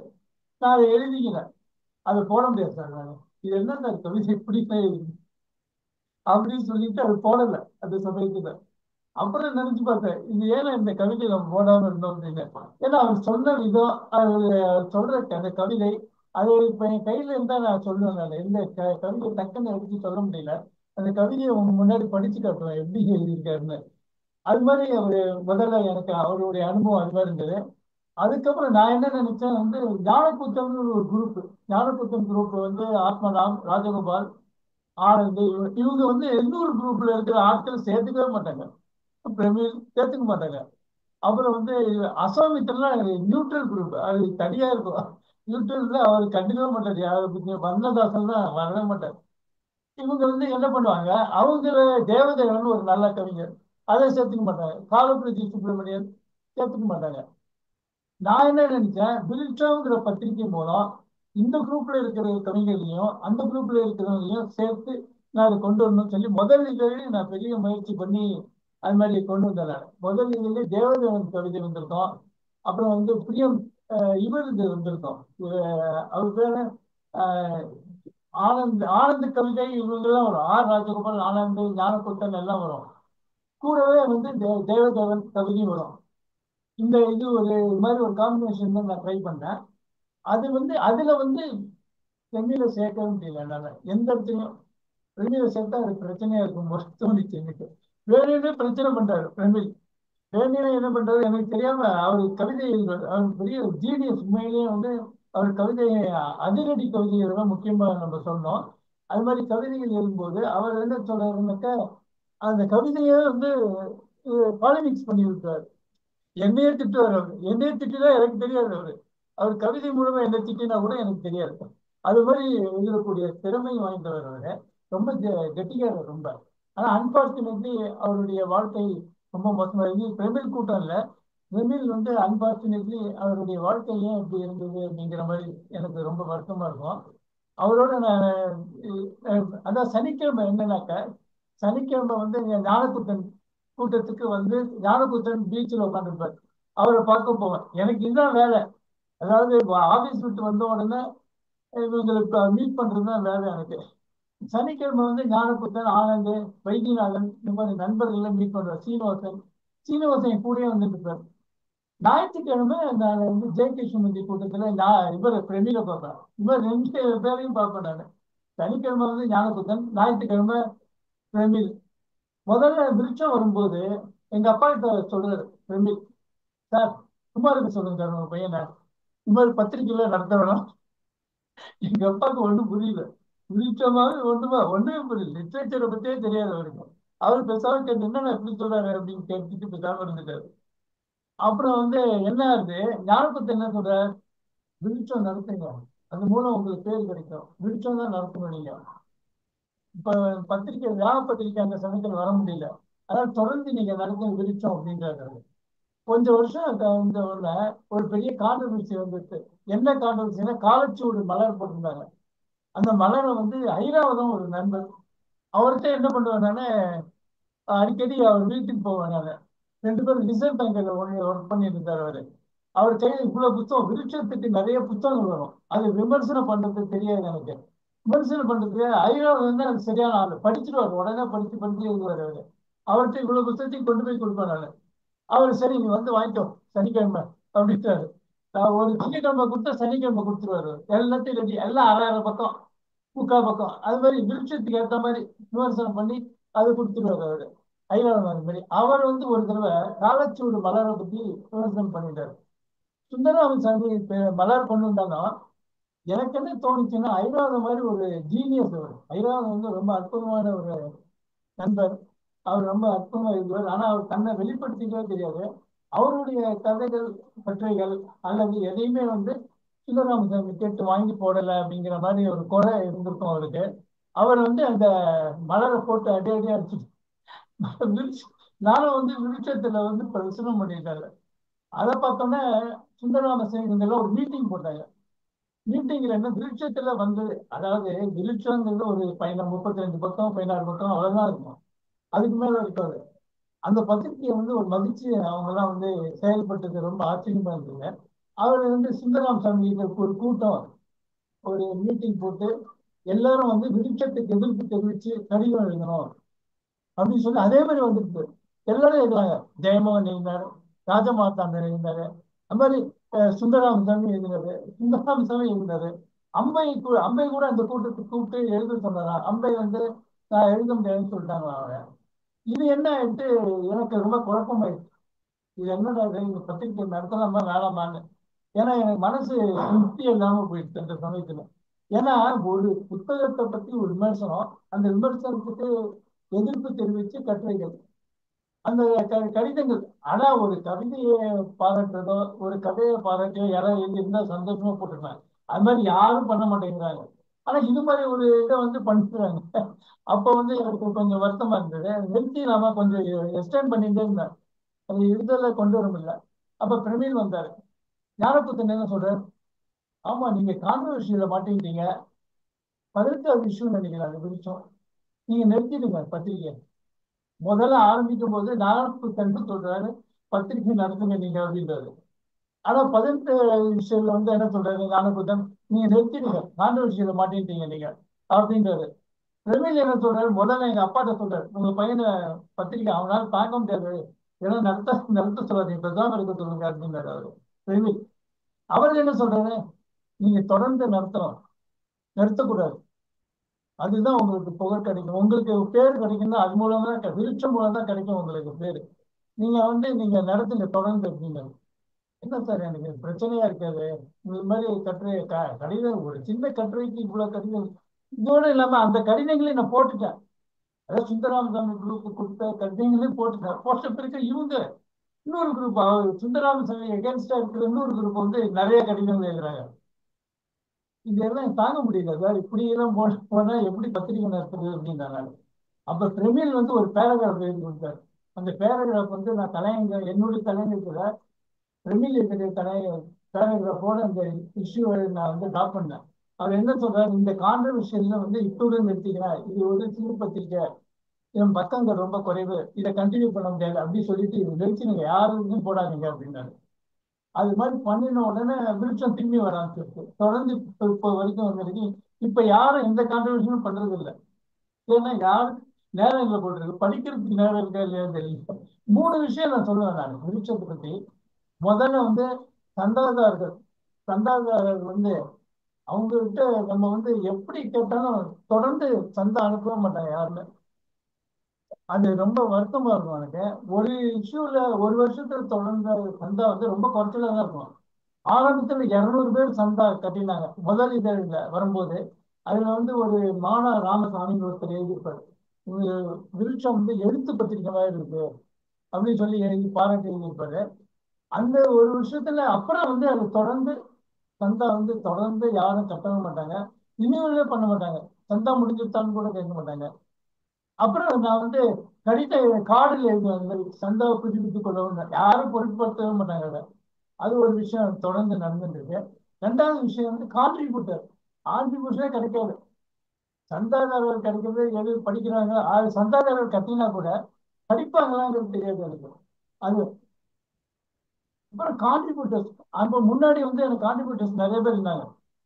அஸ்வாமித்ரன், நகுலன், வெங்கட்சாமி நாயர், நகுலன் நகுலன் ஏதாவது இருக்க மாட்டார். இப்படி அதுக்கப்புறம் அவங்க எல்லாம் போன பிறகு கான்ட்ரிபியூட்டரே குறைஞ்சு போயிடுச்சு. அதுவும் இருக்காது. மூணாவது வந்து யாரும் ஒன்றும் சொல்ல மாட்டாங்க. வெளிச்சம் கிடைச்சிருக்கு, சந்தோஷமா இருக்கு, சந்தோஷமே சொல்ல மாட்டாங்க. சந்தோஷப்படுறாங்க இல்லைன்னு தெரியாது, சொல்ல மாட்டாங்க. வீட்டுல எனக்கு வந்து சப்போர்ட்டே கிடையாது யாருமே. ஆனா வந்து என்னன்னா விருட்சம் அப்படின்னா என் ஒய்ஃப் என்ன சொல்லுவாங்க, எப்ப நிறுத்த போறீங்க அப்படின்னு. எப்ப நிறுத்த போறீங்க அப்படின்னு சொல்லுவாங்க. அது நிறுத்த முடியாது, நான் என்ன பண்றது, நிறுத்த முடியாது, ஏன்னா நிறுத்த தெரியாது அப்படின்றதுனால. அது மாதிரி சப்போர்ட் அவங்க இன்டைரக்டா சப்போர்ட் பண்றாங்கன்னு நினைக்கிறேன். நான் டைரக்டா சப்போர்ட் பண்ண மாட்டாங்க. ஏதாவது என்னுடைய இது நான் விருட்சம் கொண்டு வந்திருக்கேன், ஏதாவது படிச்சியானா, அதெல்லாம் யார் படிப்பா அப்படிம்பாங்க. என் பையனும் படிக்க மாட்டான், என் பொண்ணும் படிக்க மாட்டான், எங்க அப்பா படிப்பாரு அவரு. ஆனா எங்க அப்பாவை பத்தி ஒரு கதை எழுதிட்டார். ஒரு கதை எழுதும்போது எங்க அப்பாவுக்கு பிடிச்சு அப்படி கதை எழுதிட்டார். அதுல இருந்து அவருக்கு என்ன பிடிக்கவே இல்லை. நான் எழுதுறதே பிடிக்கவே போயிட்டு. இப்ப இவர் கணேசன் சொன்னது ஒரு விஷயம் சொல்ல வரேன். நான் வந்து அதாவது பாரதியார் சந்திரிகையின் கதையில வந்து ஜி சுப்பிரமணிய ஐயரை பத்தி ஒன்று குறிப்பிட்டிருப்பாரு. அந்த கதையில ஜி சுப்பிரமணியன் ஒரு ரியல் கேரக்டர். இந்த ரியல் கேரக்டர் கொண்டு வந்து அந்த கதையை இன்கம்ப்ளீட்டா இருக்கும் அந்த நாவல். அதே மாதிரி நான் ரியல் கேரக்டரை நான் பயிற்சி பண்றேன் நான் என்னுடைய கதைகள்ல. அதுல தான் ராய செல்லப்பா பத்தி ரியல் கேரக்டர் கொண்டு வருவேன் அந்த கதையில. அது ஒரு கதை தான் அது. அந்த கதையில ஒரு அனுபவம்.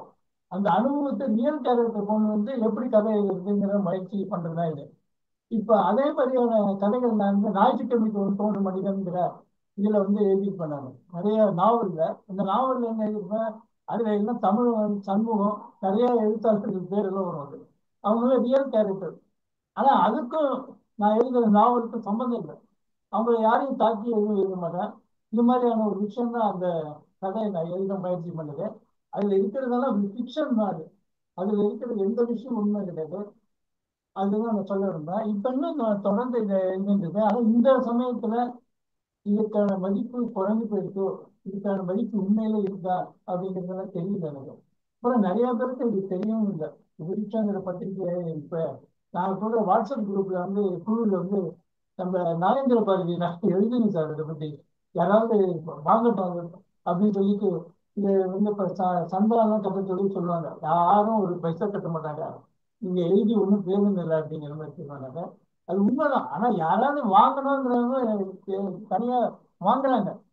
ரொம்ப ரொம்ப குறைவான பேர்கள் வந்து கேட்டு வாங்கி எல்லாம் பண்றாங்க.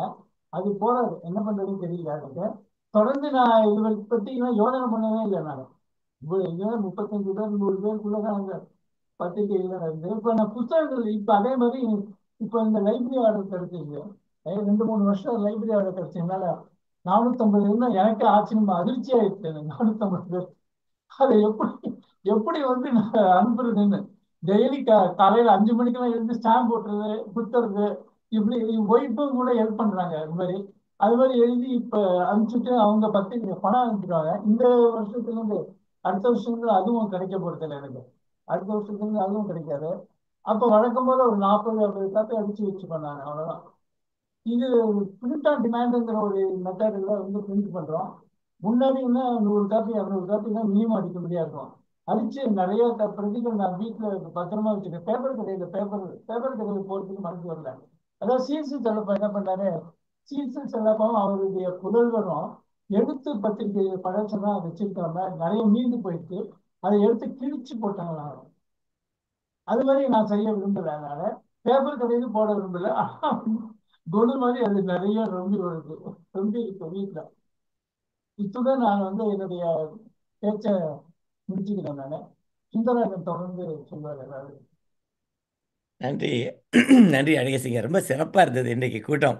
அதுவும் தலை நிறைக்காத நண்பர்கள் நம்ம கணேஷ் ராம் அண்ட் ராஜேஷ் வந்து நம்மளை பற்றியும் விருட்சத்தை பற்றியும் சொல்லும்போது ரொம்ப மகிழ்ச்சியாக இருந்தது. குறிப்பாக இந்த விருட்சம் பத்திரிகை எப்படி ஆரம்பிச்சதுங்கிறத பற்றி அழகேசிங்கர் அழகாக எடுத்துகிட்டு போனார். அண்ட் கணேஷ் ராமுடைய ஐடியா, அதாவது நம்ம இவ்வளோ ஒரு உயரம் சேர்ந்த பிறகும் நாம் கீழேயோ பார்க்கணும், ஏன் நம்ம இன்னும் உயரம் போகணுமோ அப்படிங்கிற எண்ணங்கள்லாம் நமக்கு தேவையில்லை. You have reach the pinnacle of your success. இனிமேல் நீங்கள் இன்னும் மேலே மேலே போவதற்குரிய முயற்சிகளே பாருங்கள் அப்படின்னு சொல்லி அவர் சொன்ன ஐடியா ரொம்ப நல்லா இருந்தது. இப்போது ஷார்ப்பாக இன்னொரு 5 நிமிஷத்தில் நம்ம ஒரு 2-3 பேருடைய கருத்துக்களை கேட்டு இன்றைக்கு நிகழ்ச்சியை முடிச்சுட்டு, இன்றைக்கு ஒலிச்சித்திரத்தில் முக்கியமான ஒரு நல்ல ஒரு இது வருது. ஏன்னா அழகேசிங்கருக்கு பிடிச்ச நகுலனுடைய ஒரு கதையை பற்றி ஒருத்தர் சொல்ல போகிறாரு. ஆச்சரியமாக இருக்கு. அதாவது பாரதியார் விழாவில் திடீர்னு பாரதியாரை பற்றி ஒரு யாரோ பேசுனது வரும். அதாவது பாரதியார் விழாவுக்கு ஒலிச்சித்திரம் வந்து நம்ம ஒரு கொஞ்ச நாள் முன்னாடியே இப்போ ரெடி பண்ணி வச்சிருக்கிறது. ஆக்சிடென்டலாக கரெக்டாக அந்த ரிலவெண்ட்டாக நம்ம அளவலாவலுக்கு தகுந்த மாதிரி அன்றைக்கி வர்றது, அது ஆக்சிடென்டல் ஆர் கோயின்சிடென்ஸ் தான் சொல்லணும் அதை. இன்றைக்கி அதே மாதிரி நகுலனுடையது வருது, அதை கேட்போம் எல்லாரும். அதுக்கு முன்னாடி நான் முதல்ல சுரேஷ் அவர்களை, சுரேஷ் ராஜகோபால், நாகேந்திர பாரதி, அப்புறம் வேறு யாருங்கிறத பார்க்கலாம். சுரேஷ், ஒரு நிமிஷத்தில் உங்களுடைய கருத்தை சொல்லுங்களேன் விருட்சத்தை பற்றி, அழகிய சீக்கிரை பற்றி. மாலை வணக்கம் அனைவருக்கும். விருட்சம் மூலியமா குவிகம் ஆரம்பிச்சதுங்கிறது நீங்க சொன்னீங்க. இன்று குவிகம் மூலமா விருட்சம் வளர்ந்து வந்திருக்கு. இன்னைக்கு அதை பத்தி பேசினதுனால அதை பத்தி நிறைய விருட்சத்தை பத்தியே தான் பேசப்பட்டது. அதனால குவிகத்துல விருட்சம் வந்திருக்கு. அதுக்கப்புறம் இவர் அழகிய சிங்கர்ங்கிற சந்திரமௌழி ஆரம்ப காலத்துல நிறைய கையெழுத்து பத்திரிகையில வந்து கவிதைகள் எழுதியிருக்காப்புல. அது அந்த மாதிரி ஒரு ஆரம்ப காலத்துல எழுதப்பட்ட இது வந்து 75ல நான் ஒரு கையெழுத்து பிரதி நடத்திட்டு இருந்தேன், பத்திரிகை நடத்திட்டு இருந்தேன். அதுல கூட அவரோட கவிதைகள் வந்திருக்கு. அவருக்கு ஞாபகம் இல்லாம இருந்திருக்கலாம். ஆனா இந்த கடுமையான உழைப்பாளி, மனசு தளர விட மாட்டாரு. அவரு வைராக்கியம் ரொம்ப ஜாஸ்தி. நன்றி. தேங்க்யூ சுரேஷ். நீங்கள் ஆரம்பத்துலேருந்து அவர் கூட இருந்தீங்க, அவரோட எம்சிசியில் படித்தவங்க, நிறைய புத்தக கண்காட்சியிலையும் அவர் கூடவே இருந்து நிறைய உதவி செஞ்சுருக்கீங்க. ஷார்ப்பாக நீங்கள் சொல்லியிருக்கீங்க. நாகேந்திர பாரதி, அதுக்கு அடுத்து சாந்தி. நன்றி சுந்தரம் சார். அழகிய சிங்கரை பத்தி சொல்றேன்னா அவர் ஒரு அழகிய நண்பர் அப்படின்னு தான் சொல்லணும். முதல்ல அவருடைய அந்த வெளிப்படைத்தன்மையும் அந்த ஒரு எளிமையும் வந்து ரொம்ப பிடிச்சது.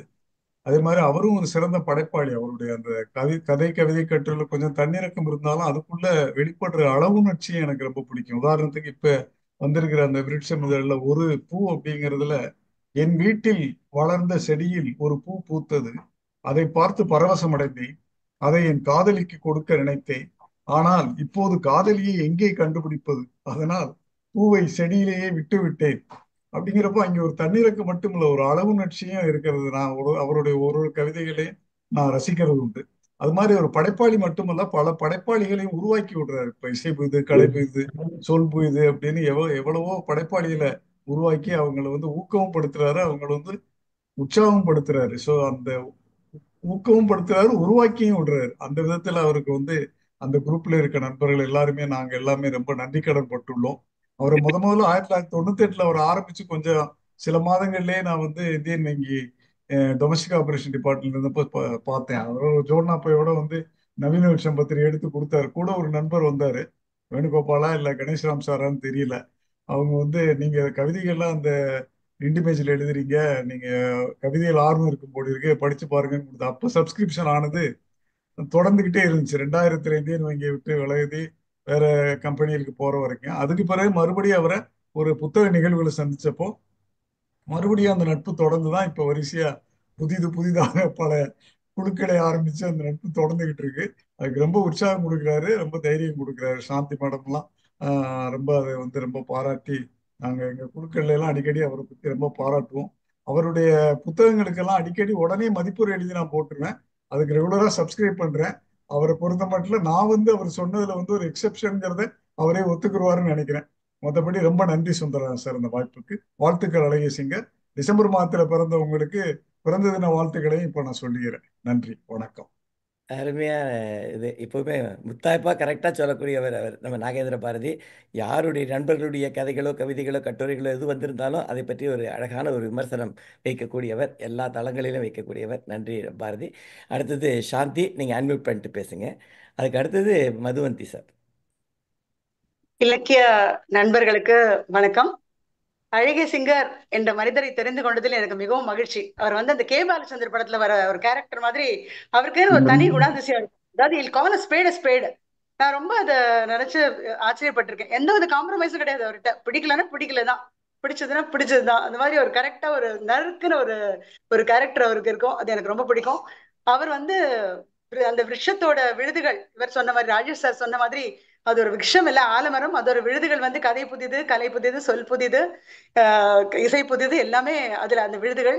எங்க எல்லா அட்மினுக்கும் முழு சுதந்திரம் கொடுத்து எங்களோட நிகழ்வுகள் எல்லாம் அவர் வந்து கவனிச்சு பாராட்டி எல்லாத்தையும் அவர் வந்து ஆதரிச்சுட்டு இருக்காரு. எங்க மேல நம்பிக்கை வச்சு இதனை எதனால் இவன் முடிக்கும் அப்படிங்கிற மாதிரி ஒவ்வொருத்தர்கிட்ட ஒரு பொறுப்பை விட்டு அழகா ஒரு ஓவரால் சூப்பர்விஷன் அவர் பண்ணிட்டு இருக்கிறது ரொம்ப சிறப்பான விஷயம்.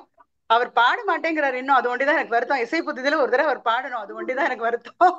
மற்றபடி அவரோட ஏய்ந்து பணிபுரிவது ரொம்ப சந்தோஷமான விஷயம். குழந்தையும் தெய்வமும் கொண்டாடும் இடத்துல சொல்லுவாங்க, எல்லாமே கொண்டாடும் இடத்துலதான். இவர் வந்து எழுத்தாளர்களை அப்படி ஆராதிக்கிறார். எனக்கு அது ரொம்ப பிடிக்கும். அந்த கதைஞர்களை கொண்டாடுவோங்கிற அந்த இது தேடி தேடி தேடி கதைஞர்களை கொண்டாடி அவ்வளவு அழகா கொண்டாடுறாரு. அது எழுத்தாளர் ரசவாதியோட மகளா இருந்து கூட இது வரைக்கும் எழுதணும்னு எனக்கு தோணல. பட் கதை புதிது குரூப்ல வந்த உடனே தான் எழுதணுங்கிற ஆசையே வந்திருக்கு எனக்கு. ரேவதி எழுதுவாங்க, அக்கா எழுதுவாங்கன்னு விட்டுட்டேன்னா அது அவங்க வேலைங்கிற மாதிரி. இப்ப நம்மளுக்கும் எழுதணுங்கிறது தோன்றது அழகிய சிங்கர் சார்னால் தான். அவருக்கு எல்லாரும் எல்லா விதத்தையும் கடன்பட்டிருக்கோம். ரொம்ப நன்றி, அவருக்கு வாழ்த்துக்கள். Thank you sir. Thank you madam for repaying your loan as a banker. Thank you. இப்போ மதுவந்தி. வாழ்த்துக்கள் அழகிய சிங்கர். இது வந்து ஒரு இமாலய சாதனைன்னு தான் சொல்லணும். இந்த மாதிரி ஒரு 36 வருஷம் ஒரு இலக்கிய பத்திரிகையை தொடர்ந்து நடத்துறது அப்படிங்கிறது வந்து ஒரு சாதாரண விஷயமே கிடையாது. நாங்கள் எங்கள் சொந்த அனுபவத்திலேருந்தே சொல்ல முடியும். நாங்கள் ஒரு 13 இதழ்கள் கொண்டு வந்துட்டு எல்லாரும் பிரிஞ்சு போனப்புறம் திருப்பி ஒரு 40 வருஷம் கழித்து திரும்பி அதை தொடர்ந்து 2 மாத இதழாக தான் கொண்டு வந்துட்டு இருக்கோம். அது தொடர்ந்து கொண்டுறது வந்து எவ்வளவு கடினமான விஷயம்னு வந்து பத்திரிகை நடத்துறதுனால தெரியும். இதுக்கு முன்னாடி பூபாலத்துக்கு முன்னாடி ஜன்னல்னு ஒரு பத்திரிகையிலையும் நான் இருந்திருக்கிறதுனால இலக்கிய இதழ்கள் தான் எல்லாமே. அந்த இதழில் நடத்துகிற சவால் வந்து ரொம்ப ரொம்ப அருமையாக கஷ்டமான விஷயம். அதெல்லாம் தாண்டி தனி மனுஷராக நீங்கள் நடத்துறீங்க. ஒருவேளை இந்த நீங்கள் உங்கள் பலமே நீங்கள் தனியாக நடத்துகிறதானோ இருக்கலாம். ஏன்னா குழுவாக நடத்துகிறப்ப நீங்கள் சொன்னீங்க ஆரம்பத்திலேயே அந்த 2 பேருக்கும் எண்ண வேறுபாடுகள், கருத்து வேறுபாடுகள் வந்து பிரிஞ்சு போய் நிறைய குழுக்கள் அந்த மாதிரி நிறைய பத்திரிகைகள் அந்த கருத்து வேறுபாடுகளில் தான் இருக்கு. அதனால நீங்கள் தனி மனிதராக நடத்துறதுனால தான் இந்த 36 வருஷமாக இதை கொண்டு வர முடியும். அதை தவிர நீங்கள் இந்த கொரோனா காலகட்டத்தில் இந்த தொழில்நுட்பத்தினால இந்த வாட்ஸ்அப் மூலமாக குழுக்கள் நடத்தினது வந்து ரொம்ப அருமையான விஷயம். சொல் புதிது மூலமாக நிறைய கவிஞர்களை அறிமுகப்படுத்தியிருக்கீங்க. நிறைய அதுக்கு ஒரு மேடை கொடுத்துருக்கீங்க. அது வந்து கவிதையை படித்து ரெக்கார்டு பண்ணி வச்சு அது மூலமாக ஒரு விதவிதமான முயற்சிகள் தொடர்ந்து அந்த வாட்ஸ்அப் குழுவில் நீங்கள் பண்ணிகிட்டே வந்திருக்கீங்க. கதை புதிதில் அவங்க சாந்தி சொன்ன மாதிரி கதைஞர்களை கொண்டாடுவோம்னு அந்த கதைகளை வார வாரம் அவங்கள தேடி தேடி எங்கிருந்தெல்லாமோ கதைகள். குணஸ்டைங்கிற ஒரு எழுத்தாளர் வந்து எவ்வளோ பேருக்கு தெரியாது. அப்புறம் நேத்திக்கு தான் வந்திருக்காரு தங்கேஷ்னு ஒரு அருமையான கவிஞர் எழுத்தாளர். முதல் நூல் வந்திருக்கு. அவரை தேடி கொண்டு வந்து நீங்கள் வந்து அவரை பற்றி பேச சொல்கிறீங்க. அப்புறம் நம்ம குழுவில் இருக்கிற எல்லாரையும் நீங்கள் வந்து அந்த கதைகளை பற்றி அவங்கள பற்றி பேச வச்சுருக்கீங்க. இந்த மாதிரியான ஒரு மேடை ஒரு கொடுக்கறது வந்து ரொம்ப அருமையான விஷயம். நீங்கள் இலக்கிய பத்திரிகையை தவிர இந்த தொழில்நுட்ப உதவினால இந்த வாட்ஸ்அப் குரூப்பில் நடத்துறது வந்து அது ஒரு பெரிய விஷயம். என்னைய பொறுத்த மட்டும் நான் திரும்பி எழுதாமையே இருந்து திருப்பி வந்தப்புறம் இந்த சொற்பொரு இது இலக்கிய உங்களோட சொல்புதி இது இல்லைன்னா, குவிகம் மீட்டிங் இல்லைன்னா நான் திரும்பி இந்த எழுதியிருக்கவே மாட்டேன். இந்த 3வது நூல் கூட வந்திருக்காது. எனக்கு சொந்தமாக ரொம்ப பிரத்யேகமாக உங்களுக்கு நன்றி சொல்ல கடமைப்பட்டிருக்கேன். வாழ்த்துக்கள். நன்றி மதுவந்தி. நிறைவாக நம்ம ராய செல்லப்பா அவர்கள் சொல்லிட்டு இந்த நிகழ்ச்சியை நிறைவு செய்வோம். அனைவருக்கும் வணக்கம். நம்ம கணேஷ்ராமன் சொன்னது போல இந்த மாதிரி சுய இரக்கம் தேவையில்லை என்று அவர் சொன்னார். இனிமேல் அவருக்கு சுய இரக்கம் இருக்காது, அதை எழுதவே மாட்டார் என்றது உறுதியாக சொல்ல முடியும். அது என்ன காரணம்னா, நான் என் தாயார் நினைவாக அன்னை ஸ்வர்ணாம்பாள் சிறுகதை போட்டி நடத்தினேன். அதுல ஒரு கதை வந்திருந்தது. அந்த கதை வந்த உடனே என்ன பண்ணும், 355 கதைகள் வந்தது. கதை வந்த உடனே இண்டெக்ஸ் பண்ணி பேர், அட்ரஸ், இமெயில் எல்லாத்தையும் ஒரு எக்ஸல் ஃபைல் இண்டெக்ஸ் பண்ணிட்டு அந்த கதையிலிருந்து இவங்களுடைய அட்ரஸை நீக்கிடுவோம். அதன் பிறகுதான் அதை எடுத்து வச்சுட்டு நானும் இன்னொரு ஜட்ஜும் படிப்போம். இப்ப படிக்கும்போது கடைசியில அந்த 35ல ஒரு கதை வந்திருந்தது. அந்த 35 தேர்ந்தான பிறகு யார் யார் கதாசிரியர்கள் என்று அப்பதான் பார்த்தோம். பார்த்தா அதுல குள்ளம்னு ஒரு கதையை இவர் எழுதியிருக்கார், அழகிய சிங்கர் எழுதியிருக்கார். எனக்கு ரெண்டு பயம். அதுல 5000 ரூபாய் கதை உண்டு, இல்ல 1001 ரூபாய் கதையில இவர் வந்து மாட்டின்ட்டார். நம்மள என்ன உண்டு இல்லைன்னு பண்ணிடுவார், மாம்பழம் மாம்பழம், அதெல்லாம் இவர் நம்ம உண்டு இல்லைன்னு பண்ணிடுவார் அப்படின்ற மாதிரி எனக்கு ஒரு பயம். ஆனா அந்த கதையில என்ன இருக்குன்னா, ஒரு பெண்ணு, அவளுக்கு வந்து குழந்தை குள்ளமா பிறக்குது. குழந்தை பிறக்க போறது. அந்த குழந்தை குள்ளமா பிறந்துட்டா என்ன பண்றது, அவளுக்கு ஒரு தாழ்வு மனப்பான்மை. அவர் டாக்டர் சொல்றாரு, இல்ல அப்படி இருக்கணும்ன்ற அவசியம் கிடையாது, அப்படி இல்லாமலும் இருக்கலாம்னு ஒரு நம்பிக்கையை அவர் ஊட்டுறார். இது அழகிய சிங்கர் தனக்குத்தானே ஏற்படுத்திக் கொண்ட தன்னம்பிக்கையாக நான் எடுத்துக்கொள்கிறேன். இனிமேல் அழகிய சிங்கர் உயர்வான கருத்துக்களை மட்டுமே எழுதுவார் என்று நான் கருதுகிறேன். இந்த பரிசு போட்டி விரைவில் நடைபெறும். கணேஷ்ராமன் அவர்கள் வாய்ப்பு இருந்தால் அதில் கலந்து கொள்ளலாம். அழைப்பதை முறையாக நான் அனுப்பி வைப்பேன். நன்றி, வாழ்த்துக்கள் அழகிய சிங்கர். நன்றி, நன்றி. மிக சிறப்பாக அமைந்தது இன்றைக்கு விருட்சத்தினுடைய விருட்சத்தினது ஆணி வேர்லேருந்து உச்சி கிளை வரைக்கும் இன்றைக்கு பார்த்தோம். அதனுடைய கிளைகளெல்லாம் எப்படி பறந்து இருக்கின்றன என்பதை பற்றி நம்ம மிகவாக பார்த்தோம். இன்னும் எல்லாருமே அதை பற்றி சொல்வதற்காக, கருத்து சொல்வதற்காக காத்து கொண்டிருக்கிறார்கள். அதெல்லாம் கருத்துக்கள் எழுதுங்களேன். இதிலேயோ, சொல் புதிதிலேயோ, கதை புதிதிலேயோ, குபிகம் இலக்கிய தகவல்லையோ உங்களுடைய கருத்துக்களை எழுதுங்கள். அடுத்த வாரம் நாம் பார்க்க போவது பூபாலம். பூபாலத்தை காலையில் கேட்க போகிறோம். அதாவது எனக்கு பூபாலமாக இருக்கும், உங்களுக்கெல்லாம் அதுக்கு மாலையாக இருக்கும். ஞாயிற்றுக்கிழமை மாலை பூபாலத்தில் 4 தேவாரம் 4 மாதிரி இதில் 4 இருக்காங்க. அதில் யார் பேச போகிறாங்க, யார் கேட்க போகிறாங்கங்கிறதெல்லாம் நம்ம அடுத்த வாரம் பார்க்கலாம். வணக்கம் நண்பர்களே, இத்துடன் இந்த நிகழ்ச்சியை நிறைவு செய்கிறோம். மீண்டும் அடுத்த வாரம் சந்திப்போம். வணக்கம்.